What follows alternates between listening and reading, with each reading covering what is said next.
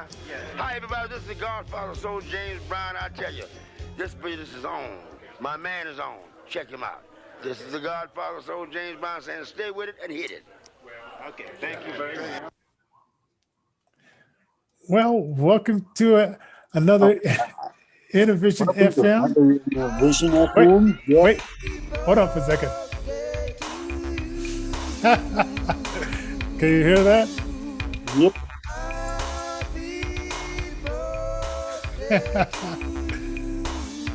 It's a special day.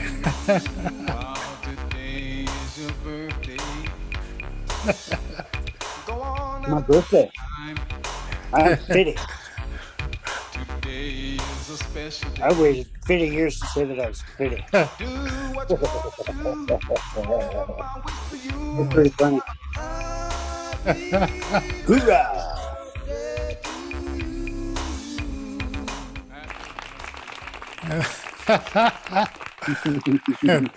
There it is. That makes me happy. Yeah, I didn't even know what that song would play. I haven't played that song since 1999. 1999. Yeah, my friend, he made it. I was working at this country western bar, and I said, make me a happy birthday song, because people would come up and say, it's my birthday. I said, I just don't want to say, happy birthday. Let's give them a song. And I'm still looking for the New Year's Eve song, which I think is on a cassette. So I need to break out that old technology and transfer it over. That's pretty funny. Oh, man. Yeah, so you've been in this world for what, 50 years? Yep. It's like, Can't believe wow. I made it this far. Wow. Yeah, it's probably been an interesting run, to say the least. And now, okay, can you say that you know more than you did when you were 20, or you know more than you did when you were 40, or both?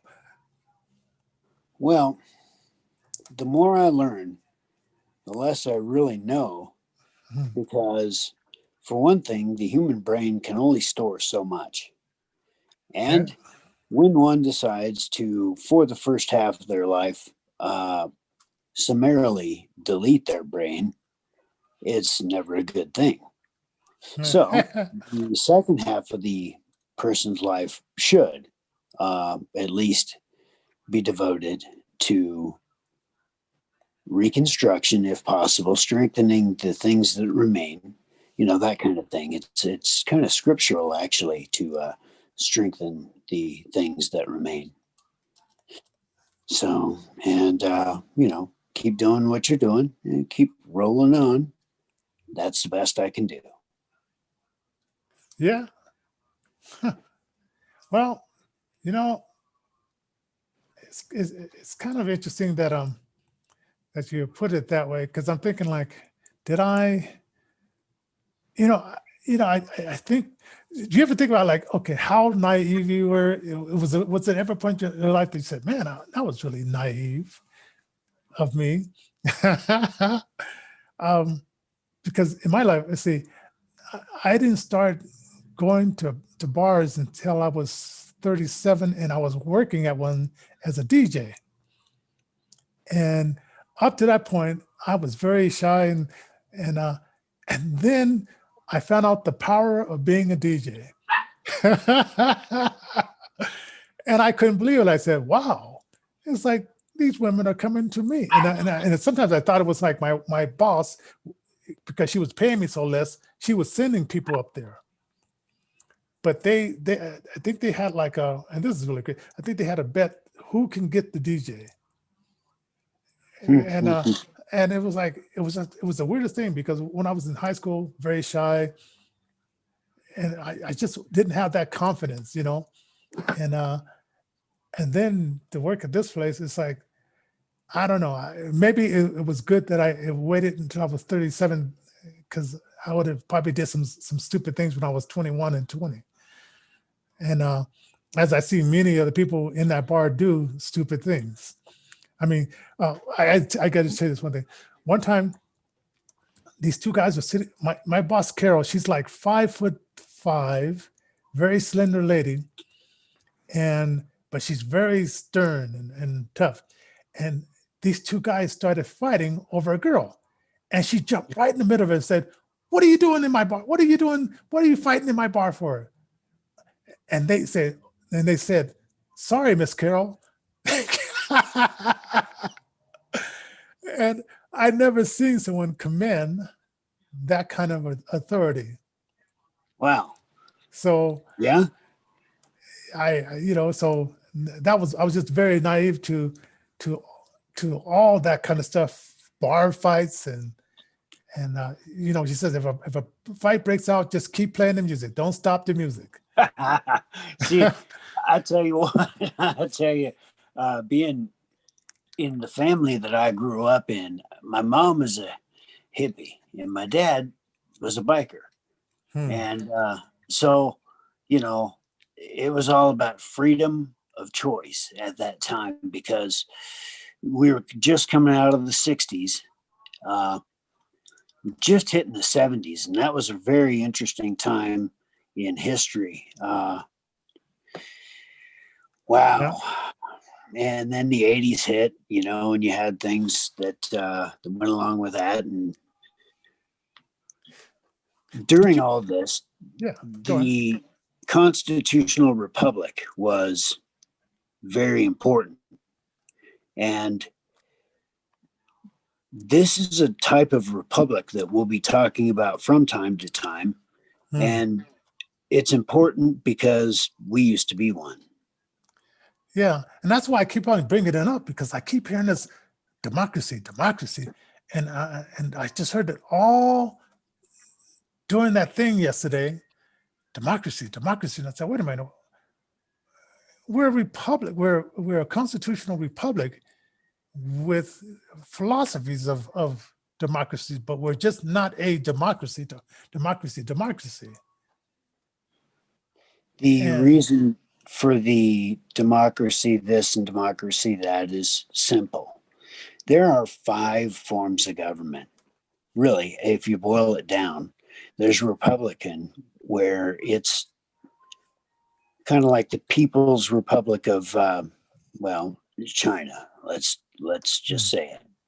Now, in this place, there are certain practices that perhaps we wouldn't do here. Some of them are innovative and things like that, perhaps on some level and things, but just not of use to a constitutional republic. And here's why. A republic is made up of a very small group of folks, and they hold the power. And there is no way to change anything. A constitutional republic restricts that power that the government on the rightmost right wing has control over. So those are the 2 republics. Then you have democracy. Democracy is also divided into 2 categories. And those are either a direct democracy, where you have basically, it's right close to tyranny, right close to just having a system of what we may be going to experience here kind of shortly. Who knows? Don't know yet.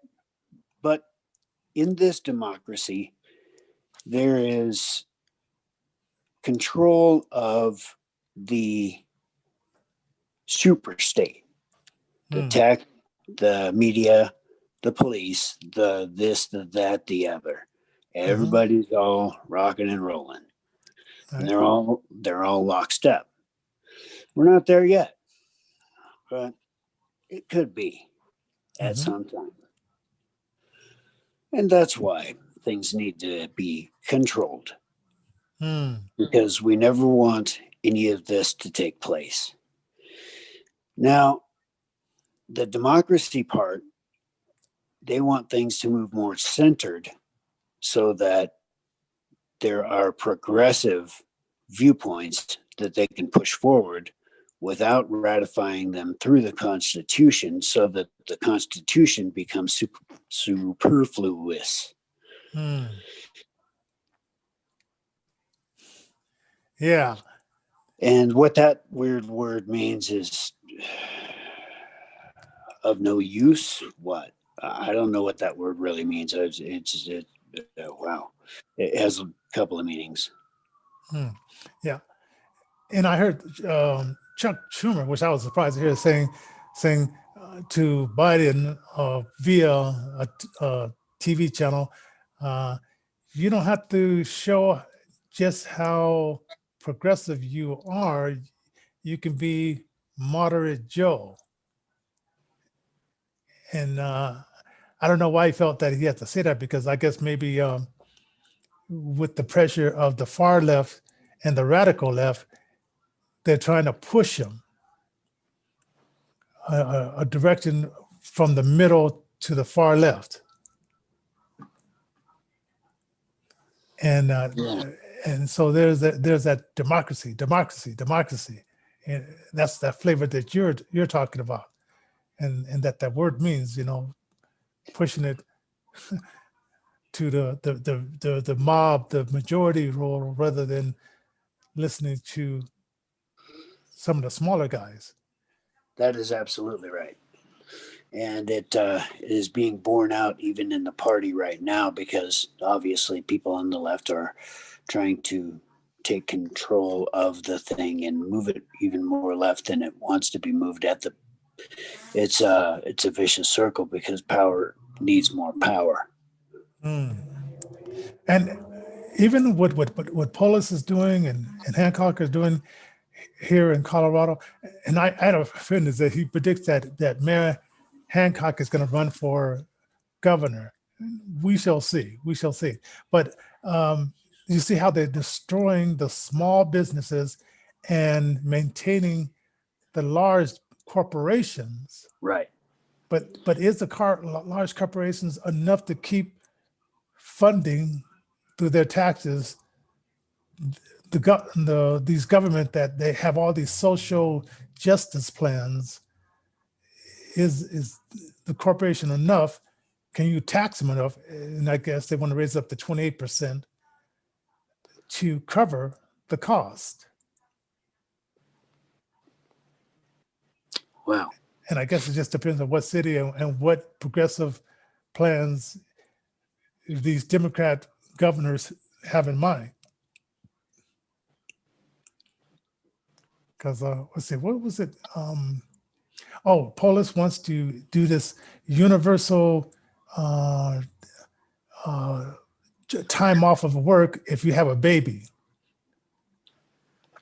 And so then it's up to the employer to pay half, and then the employer pays half, but it's going to look like the employer may be having to pay more because it's just not self-sufficient.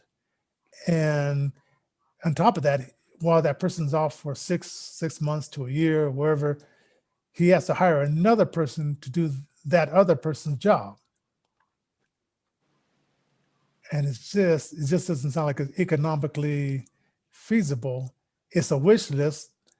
They passed it, but where they're going to come up with the money for it? Just one example. One very glaring example, or everything will crash eventually, very soon. Yeah, I feel like, when you can't afford to pay your firemen, your policemen, your some hospitals are under that too, or all the hospitals under the government plan, the federal or the local government. When you can't afford to pay those responders, and you have to drop jobs, then they're going to go to other states to find work, and you're going to have a skeleton crew taking care of the trash and taking care of all these other little things. And right now, I used to take this bus one to my work, and it used to run once every half hour. Now it runs once an hour. Wow.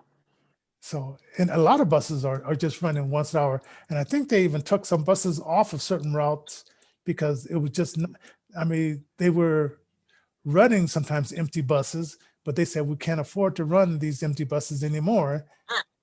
Right. Yeah. Right.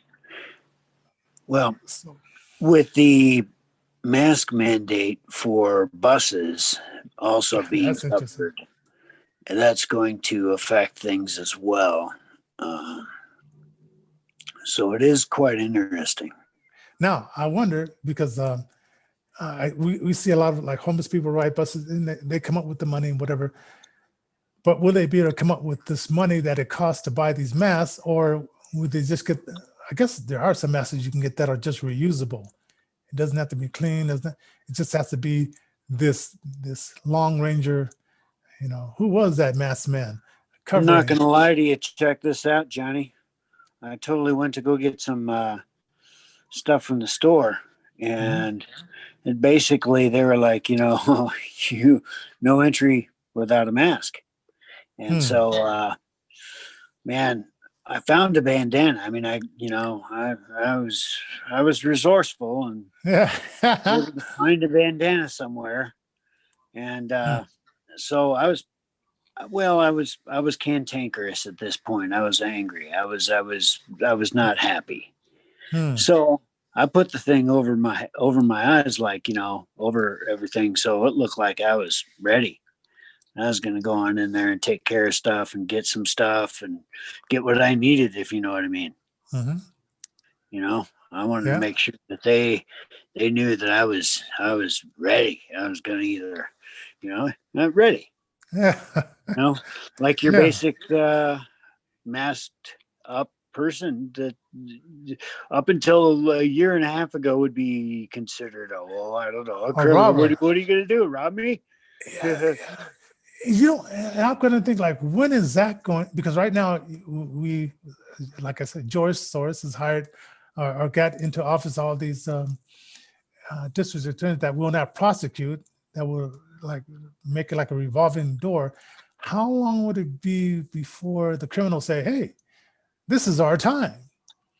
We can run rampant," and especially in these sanctuary cities where they're going to open up the floodgates and it may not be that safe here in many of these sanctuary places with illegals who have a different, not all, there's some law-abiding ones, but the ones that are not, who are coming in here to sell the drugs, it might be a free fall. And I'm kind of figuring out how long will it take before it becomes that? Or will they say, well, we got our men in the house, so now we can clamp down? Because I think people imagine that once Trump is out, they lied to them and say, once Trump is out, no more protests. It'd be like Joe Biden said, Antifa is just a concept. And as you saw, was it yesterday? They were burning flags and in Seattle. Yes, and doing these other things, and it wasn't just a concept. So I'm thinking, like, how long is this going to last before someone puts their foot down, or is it just going to be just a life of destruction and burning and craziness? Well, I was thinking about this, Johnny. I don't know whether it's a possibility or not, but what's the deal about Revelation chapter 12, the lady and the sun and the moon and the child that she's getting ready to get born and the red dragon and blah, blah, blah, blah, blah, and all this stuff? I mean, of course, the child is Christ, right? But like, what if it also represents like liberty and, what used to be about the idea of of a constitutional republic? What if Hmm. what if there was a way to, I don't know, I wouldn't say run, but man, I'll tell you, these two ideas that we got going on right now, that they're Hmm. not, this is very important, because when you switch from a republic to a democracy of any form, any, doesn't Hmm. matter. Doesn't matter. It always will lead to communism. Full Hmm. blown, boom, you're done. Hmm. And so will, okay, this, they keep saying like 74, 75 million voted for Trump. I say 81 million. So there's going to definitely be a split. And might that split be like people who want to live with liberty and justice for all will just move to red states and then say, hey, knock yourself out in these blue states. And it'll turn like into a little war zone. Whereas I experienced when I used to live in Compton, and that was the first time I moved to Denver. Never heard a machine gun. Maybe like New Year's Eve, would hear people shooting in the air, but then they made that illegal. But moved to Compton, and for the first time, I heard AK-47s, and that was kind of interesting Yeah. because I'm thinking like, where am I at? Well, also being a biker and things, I've heard them many times, and I've heard many things, and but the bottom line is, guns, they're our Second Amendment, and they're a Second Amendment because the things go in succession with regard to the Bill of Rights. So you got the First Amendment, which is freedom of speech, and so I would figure that freedom of speech, no matter what the speech is, should be defended at all cost, because it's important that freedom is first and foremost. Now, if one is life, liberty, and pursuit of happiness, and they have morals behind them, that freedom is restricted because, of course, we're restricted by Christ, to live a certain way, to do a certain thing, and we're willingly under chains to Him. So, I forgot the question. What were you? Oh, will it become like, in the blue states, it just becomes like a military war zone, and it just be red, where we have the This, constitutional rights to our guns and whatever, and we live with a smaller part of the government dealing with that part, and then the pretty much the military state in these blue states, or just a free for all in these blue states. see, the difficulty is people who are Republican or red in whatever color of, this is a color revolution, is what this is, and it shouldn't be color. It should be accountability, and accountability starts at home. And starting at home is with one's self, and oneself is accountable to God, and God is the first and foremost mission. And then, if one can put that into government, self-government, meaning, and one realizes that we're just passing through, so we're almost kind of sovereign to ourselves, because we're gods. We're not gods. We are not gods. But what I'm saying, we are God's children and His creation. Does that make sense? Yeah. I misspoke there. We are not gods. We're gods, as in God with an apostrophe S. Yeah. Oh man. Well, I don't know. It just looks like it's so many one. So many weird things that are going on. That well, we'll see. I mean, we'll see because um, well, okay, and I didn't put this in the topic. You know, I was saying like that.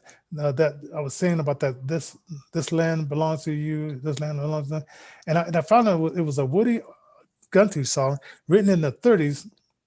And it was pretty much Yes. talking about like a verse that they don't sing is the Marxist part about he says, you know, I saw a sign. It said, private property, but on the other side, it didn't say that. So is this part of the land for you and me? And I'm thinking like, wait, just because it doesn't say it on the backside of the land sign private property doesn't mean that, hey, I don't see it here, which that's an interesting concept. That is a very interesting concept because if one doesn't doubly protect it with prayer, first off, and good governing systems in place, meaning that the person that gets elected, no matter whether they be Republican or Democrat, because we do need a democratic